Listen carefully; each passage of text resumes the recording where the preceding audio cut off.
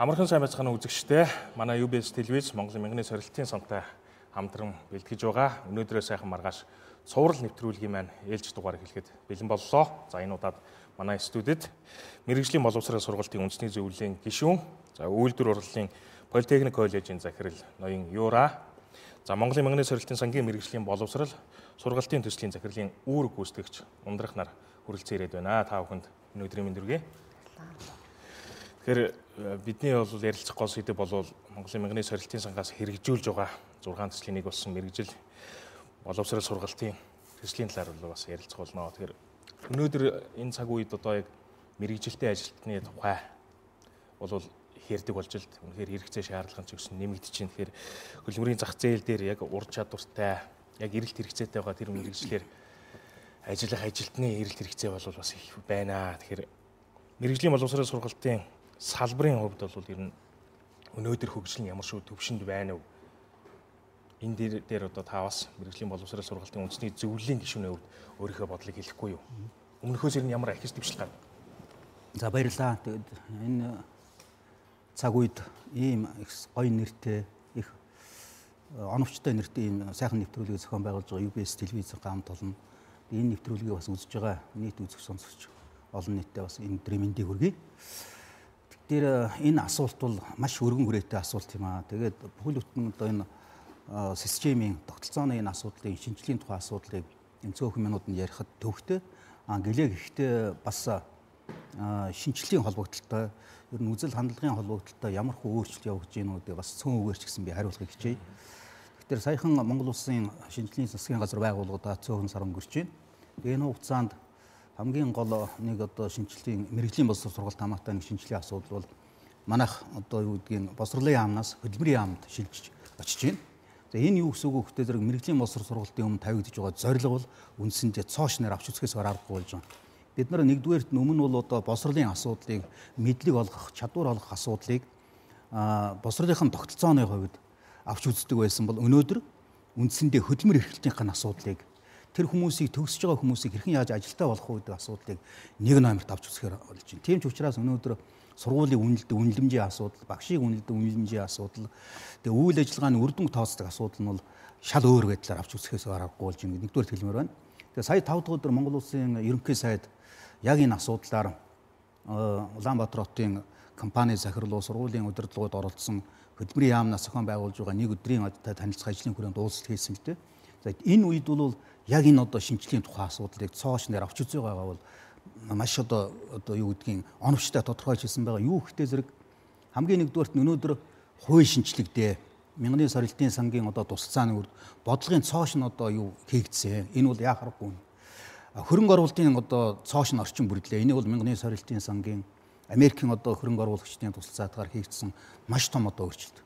Энэ үгдийг өнөөдөр үйл ажиллагааны шинжил болж хувирах одоо зайлшгүй шаардлагатай.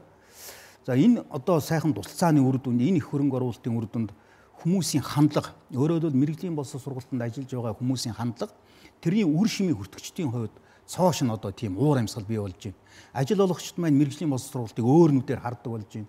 Тэнд суралцагчд маань одоо мэрэгжлийн боловсрол сургалтыг өөр байдлаар сонирхож эхэлж байна. Тэгэхээр энэ хүмүүст энэ аль төвшөндөө байгаа дээрээ дороо янз бүрийн төвшөнд мэрэгжлийн боловсрол сургалт хандж байгаа хандлагыг нь бид нар үйл ажиллагааны шинжил болж хувирах асуудал одоо маш хэрэгтэй байна. Үүнд л одоо энэ цаг үеийн гэдэг юм уу, энд ажиллаж байгаа хүмүүс энийг одоо удирдах чиглүүлж байгаа, энэний үр шимийг хүртэж байгаа хүмүүс хамтраад энэ шинжилгээний засгийн газрын хугацаанд энэ 4 жилийн хугацаанд бид нар хиймээр байна. Энэ шинжилгээний одоо уур амьд юу гэдгийг суур нь бол тавигдсан. Бодлого бол одоо хуультай болчихсон. Үндэснийхээ одоо юу гэдгийг зөвлөлтэй болчихсон. Шинжлэлийн үзэл баримтлал бол үндсэндээ бас хийгдчихсэн байгаа. Одоо бид нар энэ дээр л тулгуурлаад үйл ажиллагааныхаа шинжилгээг хийгээсэй гэж хийхийг л одоо зорж ажиллаж байна. Нэг үе бол бид нар мэрэгжлийн боловсрал одоо энэ сургалтын ач холбогдлыг ерөөсөө бүр орхицсон мартсан байлаа шүү дээ, тийм ээ. Мэрэгжлийн боловсролын сургалт олгодог тогтолцоо маань бараг байхгүй болчихсон. Дөнгөж одоо нэг MTT-л байсан тийм ээ. Тэгээд хүн болгон л одоо нэг хүүхдээ нэг дээд боловсралтай болгочих юм бол амьдралаа аваад явчих юм шиг бодсон чинь баахан одоо дээд боловсролын дипломтой ажилгүйчүүд эсвэл одоо нэг зөөгч хаалгач хамгаалагч л гарч ирсэн шүү дээ. Тэгээд сүүлийн үед бол үнэхээр шинжилэг үнзгэрээд мэрэгжилтэй ажилтан хэрэгтэй юм байна. Мэрэгжлийн боловсролын салбар бол бүх шатандаа шинжлэгдэж байна. Харин энийг одоо шинжилгэхэд хүмүүс бол харж байгаа. Монголын мянганы сорилтын сангийн мэрэгжлийн боловсрол сургалтын төсөл бол бас онцгой хөв нэмэр оруулж байна гэж. Тэгэхээр төслийн гол зорилго нь юу байв? Зорилгын маань биелэлт өнөөдөр ямар шүү байна уу гэдэг дээр бол та илүү тодруулж ярих уу? Тэгэхээр мянганы сорилтын сангийн мэрэгжлийн боловсролын төслийн үндсэн зорилго чиглэл бол ажилгүйдлийг арилгах, ядуурлыг бууруулах, улмаар Монгол улсын эдийн засагт дэмжлэг үзүүлэх, эдийн засгийн өсөлтийг нэмэгдүүлэхэд ийм чиглэсэн одоо зорилтуудыг дэвшүүлж үйл ажиллагаа өнгөрсөн 4 жилд хэрэгжүүлсэн. Тэгэхээр энэ зорилтын дор мэрэгжлийн боловсрол сургалтын чанар хүртээмжийг зээшлүүлэх энэ асуудлыг бид шийдвэрлэхэд Монгол Улсын засгийн газраас хэрэгжүүлж байгаа өөрчлөлт шинжилгээний бодлого, бүтэц тогтолцооны боловсрон болгох энэ үйл явцад одоо олон талын цогц арга хэмжээг хэрэгжүүлж ирснээрээ манай төслийн давуу тал гэдэг юм уу онцлог гэж ингэж хэлж болох юм. Тийм ч учраас одоо манай мэрэгжлийн боловсролын салбарын удирдлага, багш, мэрэгчлэтнүүд энэ төслийн одоо оруулсан хувь нэмэр ялангуяа үйл ажиллагааны цар хүрээ оруулсан хөрөнгө оруулалт талаас маш өндөр үнэрлж Америкийн нэгдсэн улсын засгийн газарт талархаж байгаагаа одоо бид нар дамжуулж илэрхийлдэг юм аа. Тэгэхээр сая юурагш хэллээ. Үндсэндээ бодлого эрх зүйн орчин бол бүрдсэн. Тэгэхээр манай төслийн хүрээнд бол юуны өмнө бол бодлого эрх зүйн орчныг бүрдүүлэх, шинэ бодлого боловсруулах энэ явцад анхнаас нь дэмжлэг үзүүлж ажиллахын зэрэгтэй шинэ энэ одоо хууль эрх зүйн орчны хэрэгжилтэнд одоо хэрэгжилтийг газар дээр өөрөө сургалтын байгууллагын хүрээнд хэрэгжүүлэхэд одоо мэрэгжлийн болон гадаад дотоодын олон зөвлөхүүдийг энэ одоо дэмжлэг тусалцаа авахын зэрэгтэй санхүүгийн одоо тусалцаа үзүүлэх хэлбэрээр өнгөрсөн 4 жилийн хугацаанд ажиллаж ирсэн. За гол нь чанар хүртээмжтэй болох гэдэг маань чанар гэдэг маань мэдээж чанартай төгсөгчдгийг л хэлж байгаа. Чанартай төгсөгчдийг бэлтгэхэд бол бид одоо энэ шинэ хууль, шинэ бодлогын орчны хүрээнд бид юу гэж ойлгож байна гэхээр нөгөө тэр төгсөгчдийн маань хүлээж авч байгаа ажил олгогчд, аж ахуйн нэгж байгууллага, компаниудаа хамтарч ажиллах. Өөрөөр хэлбэл сургалтын процессд үйл явцад тэд одоо хамтарч оролцсноороо төгсөгчд маань чанартай болж гарах юм. Тэгэхээр л одоо анханаас нь эсэл төсөлтөөс ахуулаад тийм ээ сургалтын бүх үйл явцад дадлага багш нарын мэргэжил дээшлүүлэх за ялангуяа сургалтын хөтөлбөр боловсруулахад энэ ажил олгогч нараа татан оролцуулах тийм ээ. Ингээд эцэст нь шалгалтаа бас хамтарч авдаг. Энийн үр дүнд нөгөө ажил олгогч маань сэтгэл ханамжтай. За бидний одоо хамтарч бэлдсэн суралцагчд маань төгсөгчд маань биднийг одоо ажлаар хангахад ямар ч одоо асуудалгүй тийм ээ гологдлоггүй чирэгдэлгүй ажлын одоо ажил дээр шууд ажлынхаа гараа гэх боломжтой гэдэг ийм ойлголтыг хаана одоо ойлгох хүлээн зөвшөөрөх энэ чиглэлээр одоо бодлого үйл ажиллагааны шинжилгээ явагцсан гэж бол ойлгож байна. За энийг бол газар дээр нь одоо өөрөөр хэлбэл сургалтын байгууллагад туршид хэрэгжүүлэх ажлыг бид зохион байгуулаад тухайлбал одоо тэтгэлэгт хөтөлбөрийг хэрэгжүүлсэн. Энэ тэтгэлэгт хөтөлбөрийн хүрээнд бол бид бол зүгээр сургуулиудад бол мөнгө тараагаад тэтгэлэг хэрэгжүүлээгүй. Өөрөөр хэлбэл орон нутагтаа тухайн орон нутгийнхаа хөдөлмөрийн зах зээл дээр байгаа эрт хэрэгцээтэй мэрэгчлэр ажил олгогчтой хамтарсан хамгийн сайн хөтөлбөр боловсруулах ийм үйл ажиллагааг дэмжих. За хоёрдугаар тэр сургалтын байгууллагууд дэмжиж байгаа ажил олгогчдыг одоо өргөнөөр одоо сургалтынхаа үйл ажиллагаанд оролцуулж байгаа ийм сургуулиудыг дэмжих энэ хэлбэрээр одоо хөтөлбөр хэрэгжүүлсэн үнэхээр шинэ хуулийн үзэл санааг амьдрал дээр сургалтын орчинд хэрэгжүүлэхэд бодиттой алхам болсон. Ингээд 26 сургууль дээр 28 тэтгэлэгт хөтөлбөрийг хэрэгжүүлсэн. Үндсэндээ бол 1.9 сая 2 сая орчим долларын одоо энэ тэтгэлэгт хөтөлбөрийн хүрээнд зарцуулсан юм байна. За түүнээс гарна бас шилдэг одоо өөрөөр сургалтын байгууллагуудын хүрээнд бас багш олон нийтээс талархал хүлээсэн бас зарим нэг үр дүнтэй арга хэмжээнээс дүрдээ л та. За тухайлбал бид уул уурхай, за эрүүл мэнд, за барилгын салбарын жишг сургуулиудыг бий болгосон. За жишг сургуулиудын хүрээнд бол хамгийн том хөрөнгө оруулалтыг хүлээж авч одоо тэднэрт нийлүүлсэн байгаа. За дунджаар яг хуу хамгийн бага одоо хөрөнгө оруулалт авсан сургууль бол 700 мянган $. За хамгийн одоо өндөр одоо хөрөнгө оруулалтыг авсан сургууль бол уул уурхайн сургууль ба 3.3 сая $. Хөрөнгө оруулалтыг бол одоо тэнд хэрэгжүүлсэн. За түүнээс гадна бид бүсийн арга зүйн төвүүдийг бэхжүүлэх, багш нараа чадварчуулах юм одоо үйл ажиллагаа хэрэгжүүлж байна. За салбарын хэмжээнд анхны мэдээлэл арга зүйн үндэсний төвийг бий болгосон.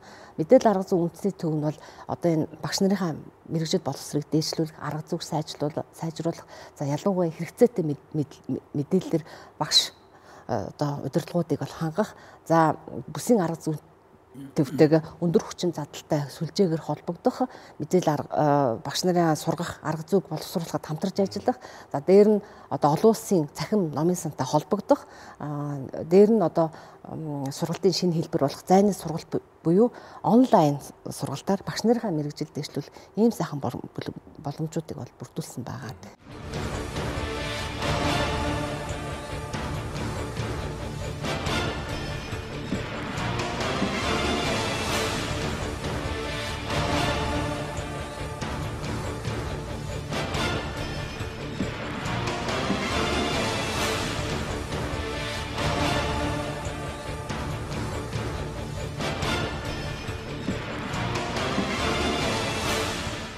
Мэргэжлийн боловсрол сургалтын төслийн үр шимийг та сая яриандаа дуртлаа 26 сургууль хүртсэн байна. Энэний нэг нь бол үйлдвэр урлалын политехник коллеж тийм ээ. Тэгэхээр танай сургуулийн тухай жишээ нь одоо төслийн үр шимийг хүртснээр ямар одоо өөрчлөлт гарваа? Яаж одоо өсөж хөгжив, дэвжив гэдэг бол бас үзэгчтэй сонирхолтой сэдв тийм ээ. Суралцагчдын тоо өнөөдөр ямар байна ч гэдэг юм уу? Эдэн мэргэжилтэй одоо ажилтан бэлтгэж гинөө. Тийм. Тэгэхээр 1909 саралтын сангийн тусалцаа өөрөө мэргэжлийн боловсролын 50 шахам жилийн түүхэнд анх удаа олдсон маш том боломж. Яг хөө өмнө Оросын одоо хуучин зөвлөлтийн гэж ярьдаг тэр үед 10 хэдэн сургуулийг байгуулсан нээтрийн бий л дээ. Гэхдээ энэ удаагийн тусалцаа бол цогц тусламж юм. Тэр бол одоо юу гэдгийг барилга байшин ингээд яачлаа барьж өглөө сайхан байсан. Тэрийг бол хэлэхээс ороо. Гэхдээ энэ бол барилга байшин сургалтын орчин дээр нэмээд багш нар сургалтын хэрэглэгдэхүүн, сургалт явуулах арга зүй гэж зөвлөлөө бүхэлдээ энэ системийг өөрчлөхөд хэрэгтэй. Тим хөрөнгө оруулалтыг хийснээр энэ төслийн гол онцлог гэдгийг бас энэ зашрамд бас дурдъя гэж ингэж бодож байна. За яа харахгүй таны асуусан асуултанд хэлэхэд манай сургууль бол энэ тусалцааг авсан тэр 20 хэдэн сургуулийн нэг нь мөн. Тэгэхдээ энэ тусалцаа бол манай сургуулийн хувьд арай жоохон онцлог. Өөрөөр хэлбэл бидний манай сургуулийн гол зорилго бол техник технологийн өндөр чадамжтай. Тэгээд англи хэлний зохих одоо юу гэдгийг агцтай тийм л одоо хүмүүсийн хөдөлмөрийн зах зээлийг бэлтгэх нэг тийм аз ихтийн зорилго байсан. Бид нэр энэ зорилгодоо нийцүүлээд 1909 саралтын санд хүсэлтэд тавьсан. Тэгээд манай сургуульд өгсөн энэ тусалцаа бол яг энэ чиглэлийн дор ирсэн.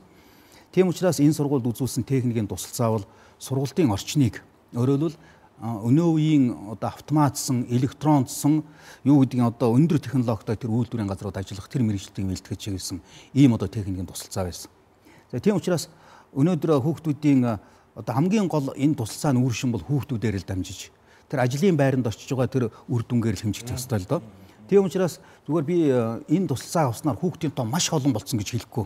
Яагаад гэвэл зэрэг өнөөдөр тоогоор нь хэмждэг, сургалтынхаа чанарын үр дээр хэмждэг тэр үзүүлэлт бол өөр болсон. Харин өнөөдөр юу нь өөр болсон бэ гэхдээ зэрэг сургалтанд оролцож байгаа хүүхдүүдийн хандлага нь өөрчлөгдсөн байж байгаа. Өнөөдөр зүгээр нэг юу гэдгийг 2 жил, 1 жил, 3 жилийн дотор нэг суралцаад за тэгээд нэг хэсэг нь яг хөө тэр зэрэг цуурынхаа насанд нөгөө хэсэг нь одоо айл амьдрал инээтрийн юмда гэж бас боддог тийм үе байсан л да. Гэхдээ нийлэнхүйдээ биш. Гэтэл өнөөдөр энэ сургалтын орчинд хүүхдүүд маш амжилттай суралцах хэрэгтэй юм байна. Үүгээрээ дамжуулаад хөдөлмөрийн зах зээл дээр бүр сайн ажиллах амьдралынхаа зах зээлийг баталгааг энэ дээрээс олж авах хэрэгтэй юм шүү гэсэн тийм хандлага хүүхдүүд төрсэн байгаа. Нэгдүгээр, хоёрдугаарт нь бас эцэг эхүүд өнөөдөр хүүхдүүдээ зүгээр нэг тохиоллын мэргэжил биш. Зүгээр нэг одоо сургуульд оруулах гэсэн биш. Өнөөдөр энэ хүүхдүүдэд миний амьдралыг, миний гэр бүлийг тэр цаашдаа юу гэдгийг манай одоо юу гэдгийг их орны хэрэгцээндээ хүн болгохын тулд би энэ сургуульд энэ хүүхдийг оруулах ёстой юм байна шүү гэсэн тийм одоо шилд сонгох байдлаар, бодиттой сонголтыг хийх байдлаар амьдралдаа их орондоо юу гэдгийг хөдөлмөрлөх тэр сонголтыг хийх тийм хүмүүсийн хандлага өөрчлөгдсөн байна. Тийм учраас өнөөдөр сурагчдын юу суралцж байгаа итвэх сонирхол нь шал өөр болсон. Өөрөөр хэлбэл өнөөдөр 2 цаг гэдэг юм уу 40 минут одоо хугацаатай суугаад энд гарыг гэдэг байсан бол яаж энэ дээр илүү үр ашигтай илүү энд сууж илүү энэ тоног төхөөрөмжийг одоо үр дүнгийн ашиглах уу гэдэг авах уу гэдэг ийм одоо юмнууд бий болцсон байна. За багш нарын хувьд шал өөр болсон. Өнөөдөр багш нар бол зүгээр хичээлийг өнөөдөр юу гэдэг юм бэ, нэг сургалтын хэрэглэгдэхүүн бичиг цаасныхын төдий байсан бол өнөөдөр тэр нийлүүлсэн цоошин тоног төхөөрөмж дээр ажиллаж байхдаа би өөрөөр хэлбэл цаас заадаг тэр багш биш. Би өнөөдөр бол энэ электрон бүтцтэй энэ нарийн тоног төхөөрөмж дээр заахын тулд, сурахын тулд би өөрөө хөгжих ёстой юм байна шүү. Би өөрөө аяхгүй бол болохгүй юм байна шүү гэсэн тийм сэтгэл зүй хүүхдүүд багш нарт бий болцсон. Тийм учраас энэ төслийн үр дүнгээр олон манай жишээл бол одоо 80 багштай л да. Түүнээс давхарцсан тоогоор 40 гаруй багш гэдэг чинь 2 хүн тутмын нэг нь энэ мянганы сорилтын сангийн тусалцааны ямар нэгэн одоо юу гэдгийг үр шимийг хүртсэн байгаа. Тийм учраас хүмүүсийн багшийн хандлага бол өөрчлөлт. Ийм учраас би энэ одоо төслийн үр шимийг гэдэг юм уу энэ одоо хүртсэн зүйлийг ярихдаа хүмүүст бий болж байгаа. Би сургалтын орчин мундаг болцсон гэдэг тэрүүгээр нэг яагаад ах юм алга.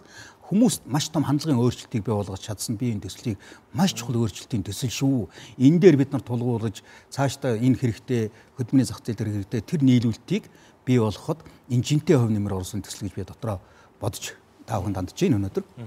Яг л төслийн гол үр дүн өөрөө энэ л дээ. Нэг хэсэг бид нар ингээл шогширдог байсан шүү дээ. Бүх одоо ажлын байрыг гадныхан эзэлчихлээ. Монгол хүн яагаад ажиллаж болдгоо? Яагаад ажиллаж болдгоо гэдэг асуултын хариу тодорхой. Монгол хүн мэрэгжилгүй байна, тийм ээ? Тэрүүгээр мэрэгшээг байна. Тийм учраас гадныхан ажиллаад байна гэдэг ус. Одоо болохоор монголчууд бид нар үнэхээр тэр мэрэгжлийг нь хэрэгцээтэй байгаа зүйлийг нь сураад авчих юм бол эх орондоо өндөр цалинтай юм Япон солонгост хараар ажиллаж байгаас илүү цалин аваад ажиллах боломж нь байна, болцооно байна гэдгийг олж харсан. Тэр гарч ирсэн мэрэгжлийн энэ сургалт үйлдвэрлэлийн төвүүд нээж өгж ийн гэдгийг олж харсан тийм ээ. Дээр нь мэрэгжлийн боловсрол сургалт үйлдвэрлэлийн төвд гарсан нэг өөрчлөлт бол миний зүгээр ингээ хөндлөнгөөс харж байгаа нэг хэсэг бол за ингээ сургууль байлаа гэхэд яг тэрүүн шиг нэрээ багш нарын ур чадрын хувьд хоцрогдсон. Орчин үеийнхээ нөгөө техник тоног төхөөрөмж нь биш нөгөө хуучны юм дээр зааж сургадаг. Тэрнээсээ болоод нөгөө төгсөж байгаа хүмүүс нь дахиад ажлын байран дээр гологдох ч юм уу тийм байдал байсан бол төслийн үр дүнд бол одоо өөр болцсон шүү дээ тийм ээ.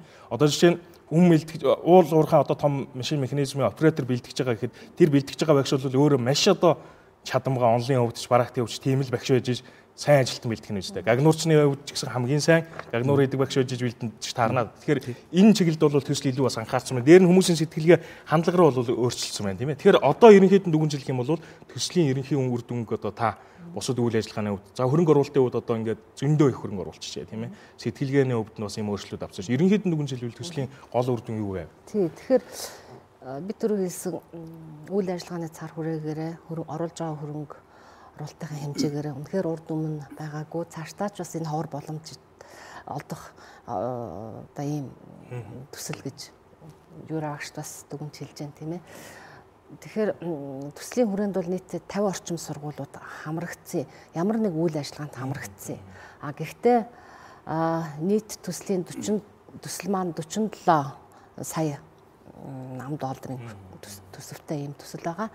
За үүнээс бол 26.6 сая буюу 55 орчим хувийг нь бол цэвэр одоо бодит биет хөрөнгө оруулалт буюу сургалтын орчин материалын базыг одоо бэхжүүлэхэд одоо өөрөөр хэлбэл дадлагын тоног төхөөрөмж, сургалтын тоног төхөөрөмжийг нийлүүлэхэд одоо зарцуулсан байгаа. Энэ маань одоо энэ 26 сая $8 хөрөнгө оруулалтыг авсан сургууль бол 20 гаруй сургуулиуд байгаа юм. За хамгийн орчин үеийн өөрөөр хэлбэл эдийн засгийн тэргүүлэх 7 мэрэгчлэр хамгийн орчин үеийн сургалтын тоног төхөөрөмжүүд нь ерөөс компьютертсан өндөр хүчин чадалтай тийм ээ одоо уул уурхайн симулятор, гагнуурын симулятор гэхэд бол ер нь одоо барагтай өндөр хөгжилтэй орны сургуулиудад ч одоо сүүлийн үед нийлүүлэгдэх байгаа ийм одоо тоног төхөөрөмжийг дэлхийн одоо зах зээлээс бид нар нийлүүлж авч ирсэн юм аа. 5-аас 10 жилийн хугацаанд энэ бол одоо өөрийнхөө одоо юг хүчин чадлыг бол алдахгүй гэж манай мэрэгчднүүд бол тооцоолж байгаа. За энэ хөрөнгө оруулалтын өөрөөр хэлбэл бит хөрөнгө оруулалтын хэмжээнд бол бас барилга засварын ажлууд бол орсон байгаа. 12 сургууль дээр дадлагын байрын засварлах ажлыг гүйцэтгэсэн. За шинээр одоо 5 сургууль бид нэр бас орчин үеийн стандарт нийцсэн ийм дадлагын байрыг бол барьж байгуулсан байгаа. За ингээд одоо хамгийн орчин үеийн тоног төхөөрөмжийг нийлүүллээ. Энийг сая өөрөө ярьлаа. Энийг эзэмших багш нарын ур чадвар гэсэн байх хэрэгтэй. Өөрөөр хэлбэл тэр тоног төхөөрөмжийг ажилуулж чадахгүйгээр сургалтынхаа хөтөлбөрийг тэн дээр одоо зохиогч одоо хэлбэрээр сургалтаа явуулж чадахгүй бол энэ тоног төхөөрөмж бол одоо тий үр дүнгээ өгөхгүй. Тэгэхээр багш нараа мэрэгшүүлэх асуудал бол хамгийн чухал асуудал байгаа. За юуны өмнөд энэ тоног төхөөрөмжийг ашиглах одоо сайн зөв зохистой ашиглах үүднээс бол англи хэлний эрчимжүүлсэн сургалтыг бол мэрэгжлийн багш нартаа явуулсан. За дээр нь бол яг шинэ тоног төхөөрөмжн дээрээ мэрэгшүүлэх, за дээр нь ажлын байран дээр дадлагжих сургалт, за үйлдвэр аж ахуйн газар дадлагжих сургалт мэтчлэн төрөл бүрийн одоо дистрата үе шаттай сургалтуудыг явуулж байна л да. За өнөөдөр гэтэл бид одоо гагнуурын багш нарын сургалтыг Монгол Германы хамтарсан сургалт үйлдвэрлэлийн төвдөр эхлүүлээд ингээд ирлээ. За түүнээс гадна одоо уул уурхайн мэрэгжлийн багш нараа Вагнер Аас буюу Америкийн уул уурхайн хүнд машин механизмын тоног төхөөрөмж нийлүүлдэг энэ компани дээр уул уурхайн багш нарыг бол бас мэрэгшүүлж сургасан байгаа. Тэгэхээр нийтдээ бол 1500 гаруй багш нарыг мэрэгжлийн болсон сургалтын салбарт ажилладаг багш нарыг одоо мэрэгшүүлэх, давтан сурах ийм үйл ажиллагааг бол энэ төслийн хугацаанд бол хэрэгжүүлж дуусгах юм байна.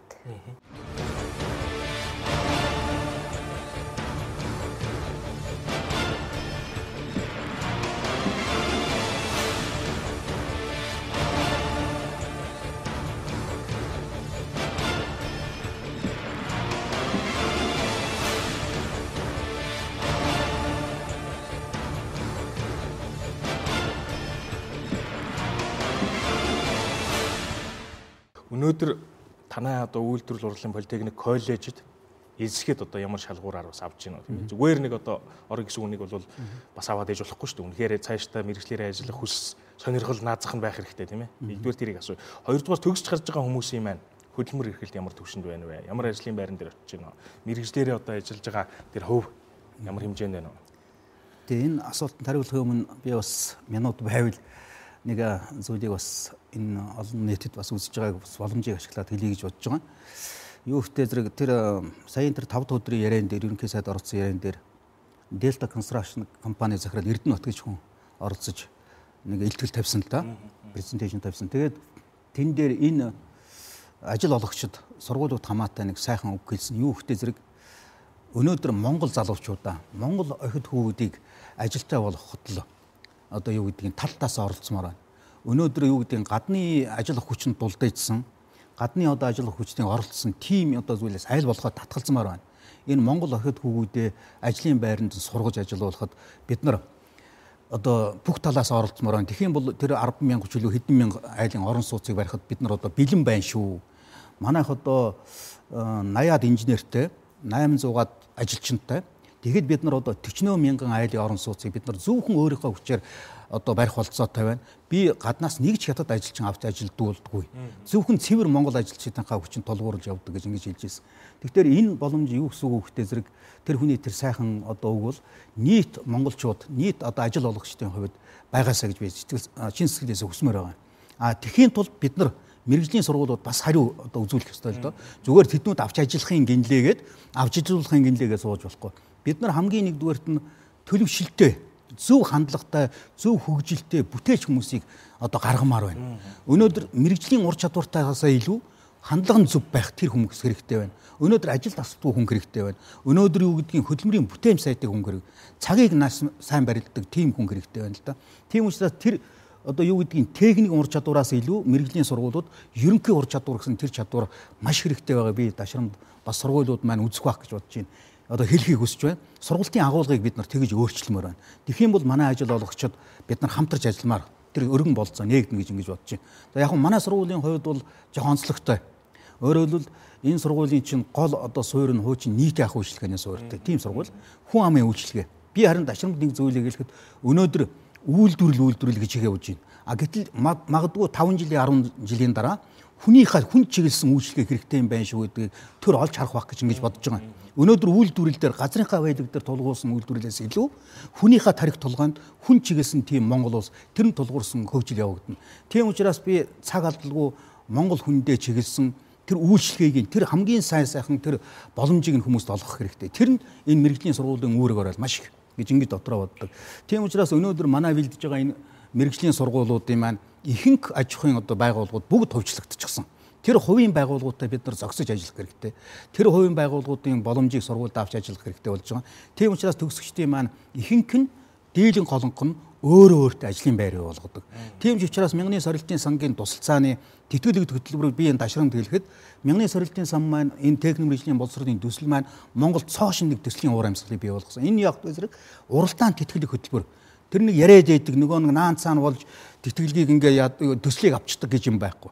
Төсөл шалгаруулалтын үр дүн дээр бид нар өөснөө төсөл хийгээд Мянганы сорилтын сангийн мэргэжлийн баг шалгаруулаад төслийг авсан. Тэгээ манай хүүхдүүдийн дийлэн голонх нь нөгөө өөртөө ажлын байр болгодог.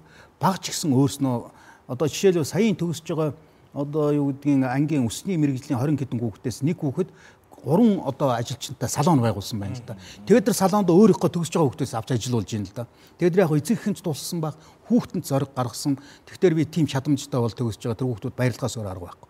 Тийм учраас өнөөдөр Монгол хүмүүсийг төр маань бүгдийг ажилтай болгоно гэж амлахаасаа илүү бүгдийг ажилтай болгох боломжийг л олгомоор байгаа. Боломж нь хэрэгтэй байна. Тэгэх юм бол Монгол хүмүүс өөрөө өнөөдөр хин нэгнээс ажил гуйхгүй, хин нэгэн ажил олгогчийг царай харахгүйгээр өөрөөс нь амьдрал авах тийм сайхан боломж байгаа. Тийм учраас мэрэгжлийн сургуулиуд маань ч гэсэн тэр ажил олгогчийг тэгж төртөйгөө хамтраад энэ одоо зохицуултыг хамтраад өөртөө ажлын байр болгодог. Амьдралаа хинээс залгалгүй аваа явдаг тэр боломжийг нь хүүхдүүд ч олох хэрэгтэй, сургуульч олох хэрэгтэй. Энэ сайхан одоо юу гэдгийг боломжийг олгосныг нь тэр бид нар хамтраад хийх юм бол энэ бодолцоо байна гэж ингэж бодож байна. Хөтөлбөрийн агуулга гэсэн дээр би ганц зүйл нэмээд хэлчихгүй. Тэгэхээр үнэхээр өнөөдөр өнөөгийн хөдөлмөрийн зах зээлийн эрэлт хэрэгцээ нийцсэн одоо сургалтын хөтөлбөр агуулгыг сайжруулах юм цаг хугацаа бол одоо ирээд байгаа. Одоо энэ гол нь хөтөлбөрийг боловсруулахад, мэргэжлийн стандартыг боловсруулахад дөрөв чи ярьсан нөгөө аж ахуйн нэгж байгууллага, ажил олгогч маань хамтраад энийг боловсруулах юм бол үнэхээр хөдөлмөрийн зах зээл дээр одоо хэрэгцээтэй ийм мэргэжлэр мэргэжтнүүдэд бэлдээд эргээд ажил олгогч маань ямар ч одоо юугүй одоо гомдлгүй, хил амгүй хамтран боловсруулсан хөтөлбөрийнхаа хүрээнд хамтран боловсруулсан стандартынхаа одоо хүрээнд суралцагчдаа одоо төгсөгчдөө бэлтгэж гаргаж байгаа учраас энэ их чухал юм байна л да. Энэ тогтолцоороо бид шилжээд өөрөөр хэлбэл чадамжид сурсан сургалтын тогтолцоог бүрдүүлэх гэж ярьж байгаа. Энэ лөө шилжихүүл явцад бол бид бас идэвхтэй хамтарч ажиллаж засгийн газрын одоо холбогдох байгууллагуудаа дэмжлэг хөгжүүлэх чиглэлээр ажиллаж ирсэн. За одоо ялангуяа өнгөрсөн хугацаанд олон улсын стандарт жишгт нийцсэн чадамжид суурилсан 28 хөтөлбөр мөн энэ 28 хөтөлбөрийн хүрээнд мэргэжлийн стандартуудыг боловсруулж одоо бид холбогдох төрийн байгууллага одоо мэргэжлийн газруудтай хүлээлгэж өгсөн байгаа тийм. За энийг боловсруулахад явж яг түрүүний хэлсэн нөгөө л мэргэжлийн асоциац, нөгөө л одоо ажил олгогч, инженер техникүүдээ бүгдийг нь одоо сургалтын хөтөлбөр боловсруулах явцад оролцуулж хамтарч ажиллаад тэдний зөвлөмж, тэдний заавартай сургалтынхаа хөтөлбөр стандартуудыг бол боловсруулж гаргасан байгаа тийм.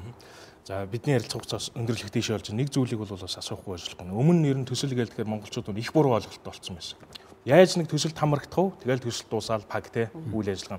Монголын мянганы сорилтын сангийн энэ 6 төсөл бол бүр төр төрөл их загвар болж байгаа гэж би ойлгож байгаа. Одоо шинэ агаарын бохирдолтой яаж тэмцэх ёстой юм. За төсөл дуслаач гэсэн цаашдаа яаж явж явах юм. Эрүүл мэндийн боловсролын төсөл, эрүүл мэндийн төсөл дээр нь яах ёстой юм ч гэдэг юм уу, тийм ээ. Хот орчмын бэлчээрийн төсөлд хамрагдж байгаа малчид маань малчтын бүлэг нөхөрл оршаам цаашдаа яаж явах юм. Яг тэрнтэй адилхан одоо мэргэжлийн боловсрол сургалтын төсөл дуусгаар төр нь одоо яаж энэ сургуулиудад дэмжих юм. Ажил олгогчд нь ямар үүрэг оройлтой байх юм. Энэ суралцж байгаа хүмүүс нь ямар үүрэгтэй байх юм гэл ингээл бүгдээрээ ингээд дор дороо нэг бодох цаашдаа энийг хадгалаад аваад бол үлдэх юмтай үлдэж л да. Одоо 9 сард төслүүд дуусна тийм ээ. Тэгэхээр төслүүдийн дуусгасны дараа энэ бүх үйл ажиллагааг энэ босгоод ирсэн бид нэр одоо барилга байшингаа зөвлөлж хэлэх юм бол энийг яаж одоо улам хөгжүүлж дэвжээж авч явах хэрэгтэй вэ доктортой байлын хангамж бол. Тэгээ энэ маш чухал мянганы сорилтын мэргэжлийн боловсролын сургалтын төсөл одоо 5 дахь жил рүү орж байна. Ингээд 13 оны 9 сарын 17-нд манай төсөл бол дуснаа.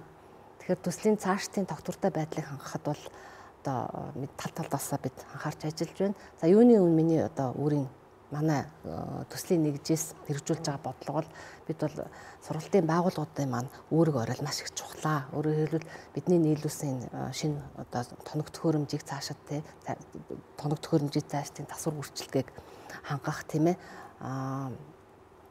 За энэ мэрэгсэн багш нараа мөн одоо үргэлжлүүлэн сургаж бэлтгэж байх. Энэ бүх одоо үйл явцыг бол хадгалж одоо үргэлжлүүлэн одоо ажиллах ёстой. За энэ дээр бол сургуулийн өөрсдийнх нь итэх санаачлага одоо хүчин чармаалт чухал үүрэгтэй. Тийм учраас бид одоо зөвлөмж боловсруулалт сургуулиудаа явуулж байгаа. За юуны өмнө бол хамгийн гол нь одоо цаашдаа төсвийн асуудлыг шийдвэрлэх талаар санаачлагтай ажиллах ёстой. Энэ одоо тоног төхөөрөмжийн найдвартай баталгааг хангах засвар үйлчлэгийг хангаж байхад бол төсөв хөрөнгө хэрэгтэй. Тийм учраас эртнээс төсөө боловсруулад одоо хөдөлмөрийн яам, сангийн яам холбогдох газрууд тавиад байх юм бол манай улсын эдийн засаг өссөн бас тодорхой одоо төсөв хөрөнгөтэй мөнгөтэй болж байгаа гэж ингэж байгаа учраас бид бол энэ дээр бол бас санаа зовох зүйлгүй байгаамаа. Гэтэ санаачлага их чухал. За түүнээс гадна мэдээж мэргэжлийн боловсрол салбарын удирдах дээд байгууллага манай хөдөлмөрийн яам, за бусад одоо бодлогын дээд байгууллага үндэсний зөвлөлийн зүгээс одоо энэ одоо оруулсан хөрөнгө оруулалтанд цаашаад анхаарал тавихаа энийг үргэлжлүүлж явах тал дээр одоо хүчин чармаалт ажил гаргаж ажиллах ёстой гэж ингэж үзэж байгаа. За түүнээс гадна донор байгууллагууд одоо түншлэгч байгууллагууд маш их сонирхож олон төслүүд орж ирж байна. Төрөөчөөс одоо Германы хөгжлийн агентлагийн олон улсын хөгжлийн агентлагийн төсөлд эхэлсэн байж байгаа, Швейцарын төсөл бас эхэлсэн байж байгаа. Тэгэхээр бид энэ шинээр орж ирж байгаа донор байгууллага, түншлэг байгууллагуудтайхаа үйл ажиллагааг одоо нэгтгэх манай ихсэн одоо энэ бааз суурин дээр цаашаад үргэлжлүүлж явах ийм харилцан одоо яриа хэлцэл тохиролцоо бол хийж байгаа. За энэ дээр одоо талууд маань маш идэвхтэй оролцож байгаа. Ингээд цаашдаа доноруудын зөвлөлдөх механизм гэдэг нэг байгуулахаар бид бол ажиллаж байгаа. Өөрөөр хэлбэл бодлогын хүрээнд хэрэгжүүлж ирсэн ажлыг нэг донор наваад явах, жишг сургуулиуд бид түр байсан. Жишг сургуулиудын хүрээнд эхлүүлсэн ажлыг бас нөгөө нэг донор нь үргэлжлүүлээд явах тийм ээ. Сургалтын хөтөлбөр агуулга багшаа бэлтгэхдээ бас нэгэн одоо төвлөрч ажиллах. Гэх мэтчлэн энэ одоо ажил хэрэг саналуудыг бид солилцож байна. Тэгээд шинээр орж ирж байгаа одоо байгууллагууд бол маш их одоо энэ бидний тавьсан саналыг хүлээж авч дэмжиж ажиллаж байгаа. За баярлалаа. Тэгээ бидний ярилцах хугацаас энэ үрээд өндөрлж чинь. Тэгээд хүний нийгэмд одоо хамгийн үнэтэй баялаг бол ямарваа нэг одоо мөнгө төгрөг ч юм уу эд материал байгалийн баялаг биш хүн байдаг. Тэгэхээр мэдлэгтэй чадвартай хүн гэдэг одоо тэр баялагийг бүтээхэд оруулж байгаа та бүхний ажил үйлстэй хүн дээр амжилт хүсье өрөөй. Тэгэхээр Монгол улс хөгжихийн тулд хүн нь эхлээд хөгжиж явах ёстой. Тэгэхээр хүнээ хөгжүүлэхийн тулд бид нар хүнийхээ боловсролд мэргэжлийн чадварт нь тэгээ цаашлаад ирүүлэмт нь юу л байдгийг хүндээ чиглэсэн бүх бодлогод анхаарч явах хэрэгтэй. Тэгээд энэ бүхэн чиглэлээр бас та бүхэн хийж хэрэгжүүлж байгаа ажил өндөр амжилт хүсье. За баярлалаа. Өнөөдрөө сайхан маргааш цуврал нэвтрүүлгийн маань ээлж дугаар хин үрээд өндөрлөж байна. Манай өнөөдрийн зочноор мэргэжлийн боловсрол сургалтын үндэсний зөвлөлийн гишүүн, үйлдвэр урлалын политехник коллежийн захирал Юура, Монголын мянганы сорилтын сангийн мэргэжлийн боловсрол сургалтын төслийн захирлын үүрэг гүйцэтгэгч Ундрах нар үргэлдэн оролцлоо. Анхаарч үзсэн үзэгч та бүхэндээ баярлалаа.